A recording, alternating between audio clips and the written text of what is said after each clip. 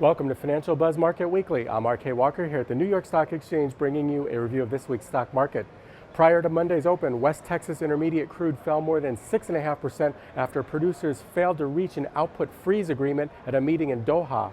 However, by the end of Monday, crude recovered most of its losses, closing at $39.78 a barrel. The Dow Industrials ended the day up 106 points and closed above 18,000 for the first time since July 20th, 2015.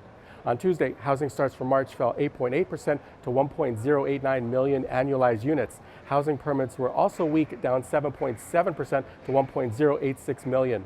On Wednesday, existing home sales for March rose 5.1%, more than expected, to 5.33 million annualized units. And the EIA petroleum status report for the week ending April 15th showed crude oil stockpiles increasing by 2.1 million barrels. U.S. crude finished at $44.18 a barrel, its highest close of the year. On Thursday, jobless claims for the week ending April 16th fell another 6,000 to 247,000, much lower than expected. The 10-year Treasury yield increased for the fourth day in a row to 1.87% on expectations of higher inflation. On Friday morning, markets drifted down on weakness in tech stocks. Now let's take a look at some stocks. Shares of ServiceNow Inc. jumped more than 15% after reporting earnings after the market closed on Wednesday, surpassing expectations. The tech company reported earnings per share of 9 cents, above Reuters' expectations of 7 cents. Revenue stood at $306 million for the quarter, above the $301 million average analyst estimate. Under Armour shares were up when the sportswear company beat expectations on first quarter earnings per share and also saw a jump in revenue of 30% to $1.05 billion. Under Armour CEO Kevin Plank heavily emphasized Golden State Warriors guard Stephen Curry during the earnings call because basketball sneakers, and especially Curry's signature sneakers, play a major part in the company's continued growth.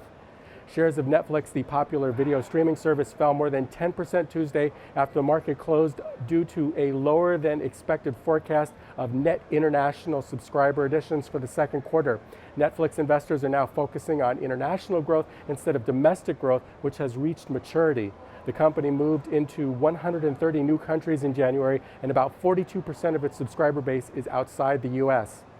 Microsoft reported earnings per share of 47 cents compared to 61 cents per share a year ago, lower than expected. The company reported revenue of $22.1 billion, an increase of 1.7% year over year, and is in line with analyst expectations.